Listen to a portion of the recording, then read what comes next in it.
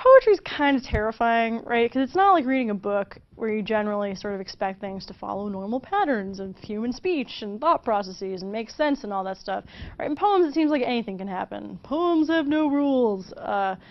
Was actually not true at all, right? Poems have tons of rules, but they're rules that maybe aren't that familiar to us. They're kind of obscure, and so that's why poetry seems so foreign. So we're going to help you kind of try to make sense of poetry and all those rules and what they're doing. And so we're going to make a little list of key terms here. We're going to go over kind of what you ought to know about poetry, what's going to help you kind of parse it out, make it a little easier to understand. We're going to look at technical terms that apply to all poetry. We're going to look at literary terms that apply to poetry and also a bit of prose, just, you know, well-written language. And also just a general discussion of types of poetry you might encounter as you go through your little Norton anthology. All right, first off, technical terms. It might make it easier if you think of poems just in terms of songs. I mean, well-written song lyrics really are poetry if you think about it. You know, poorly written song lyrics are just painful. So come on, you got it wrong. To prove it right, I put it in a song. Right? That's One Direction. No, so that's not poetry. But other song lyrics can be poetry, and just like there's all different kinds of songs, where there's orchestra, there's opera, there's pop music, there's One Direction. Right, songs generally have certain traits in common. They have melodies, they have time signatures, they have rhythms, etc. And this can be the same thing can be said of poetry. So, you know, first off, poems are divided into verses. That's similar to music, right? Little bits of chunks of words. And if, you know, some poems might just have one verse, some might have just one line, some might have multiple verses, and when they're arranged rhythmically, they're called stanzas. So you often hear that with poetry. You talk about, you know, first stanza, second stanza. And depending on how the stanzas are divided, there's different kind of terms you can use to refer to them. Popular types, you've got couplets, the two-line stanzas. They often rhyme. There's typically used in end rhymes. They don't have to, though. You've got triplets, which are three-line stanzas, but you didn't see that one coming.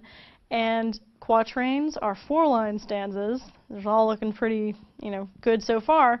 And then another common form is a sonnet, which has 14 lines.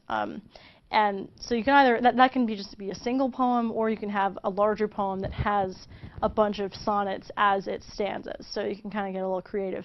And, you know, while verses and stanzas kind of subdivide into lines, lines themselves subdivide into feet, which are, you know, not my feet, but are the basic unit of measurement in poetry. And it's kind of like, you know, the drummer goes 1, 2, 3, 4. Like, it's the count of the song or the count of the poem can be measured in feet.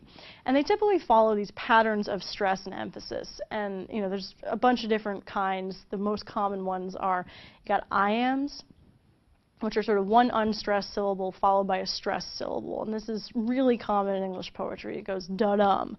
We've got trochees, which is the reverse of an iamb, which is a stressed syllable followed by an unstressed, so da-da. Anapest, which is two unstressed followed by a stress, so you've got da-da-da. Dactyl is the reverse of an anapest. You got one stressed, two unstressed, da-da-da. And then you've got a spondy, which is my favorite, because there's I think it's a Coleridge poem that has a little ways to remember all of these. And spondy is two stressed syllables, and that's da-da. And Coleridge's thing is slow spondy stalks, which I just think a spondy must be a cute creature. Who knows? But those are the kinds of feet that you can have. And you know, the pattern of poetic stresses is called meter, and, you know, much like in music, the kind of sound patterns that result can be referred to as rhythm. So this is all looking pretty familiar. You've probably heard of the meter iambic pentameter, because it is super common in English poetry. This is just, you know, to illustrate kind of how we can think about feet.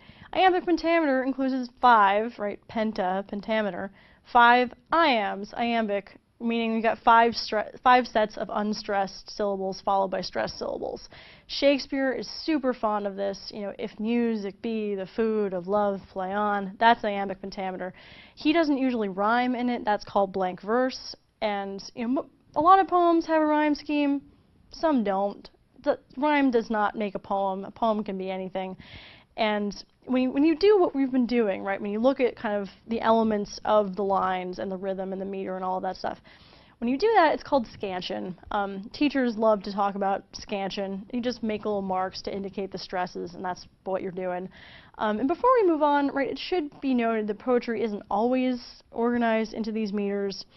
And the ones that aren't, we refer to as being in free verse, right? So that angsty poetry you probably wrote in your diary in middle school, probably free verse. I don't think you were writing sonnets about, you know, the girl whose locker was next to you. Maybe you were. Maybe I'm underestimating you.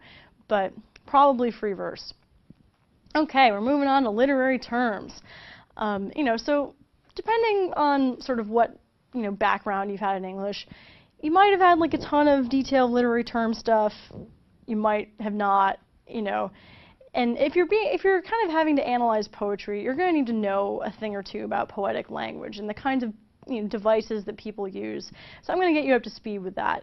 And you know, first of all, the most important thing to keep in mind is that in written language, especially in poetry, because poetry is so kind of compact, words mean more than they appear to at first. And there's two different kinds of meanings of a word. There's the denotation, which is its literal meaning, and its connotation, which is kind of the things that its usage in the poem might suggest, right?